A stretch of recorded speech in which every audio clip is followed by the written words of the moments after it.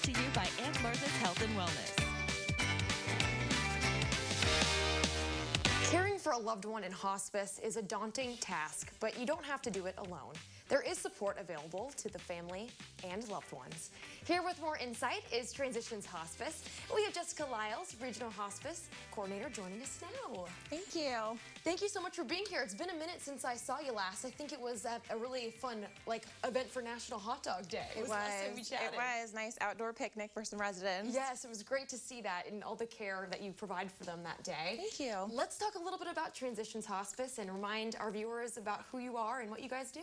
So I'm really glad to be here, so thank you again for the opportunity. And we did want to uncover what hospice means. So we offer in-home support, whether that's an assisted living, memory care, independent living, skilled care facility, or just your home address, in-home nursing care support through routine care visits with nurses and CNAs. Now, I want to jump into this because it's never going to be easy to pick up that phone and give you guys a call.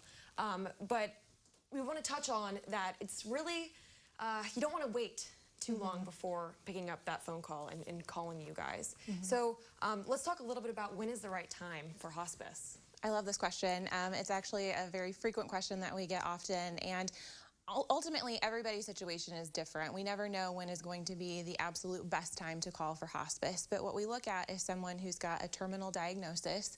They've had the conversation with their primary care physician, and they are no longer actively seeking aggressive treatment.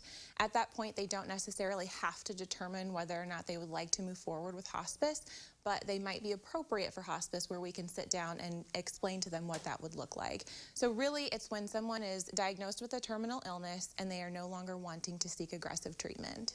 Okay, and they've, are in a position of peace, I'm sure, and that's very difficult, but what words of comfort do you have for families who are going through this right now? Yeah, I think education is power, knowledge is power, so the more education, the more knowledge you have about what your illness is, what the progression looks like, what the hospice process looks like, it makes it easier to understand how we can really partner alongside that person, and it takes the scary unknown away from it.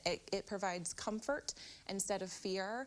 It provides empowerment instead of someone making a decision that they would otherwise make out of insecurity or fear. You guys have 24/7 on-call support. Tell me a little bit about that. So this is one of my favorite services. We have 24-hour a day, 7-day a week, whether that's 3 o'clock in the morning, a holiday, a weekend. You call, we come. And that means that we are coming to you for a referral to make sure that we are meeting with patients and their families to discuss hospice in their services, or we're providing our patients with a nurse or a CNA for certain things that might come up during the day. In your vigil setting, what does that look like? Our vigil sitting is specific to transitions, and when someone is on hospice, they go through a decline process. So they start through routine care visits. We send a nurse 2 to 3 times a week. We send a CNA about 2 to 3 times a week, and we can increase those visits as needed or decrease those visits as needed. But when somebody gets to the phase of passing, where we're looking between 48 hours to 72 hours, and everybody's different. Some people, you're thinking 72 hours and it turns out to be a week.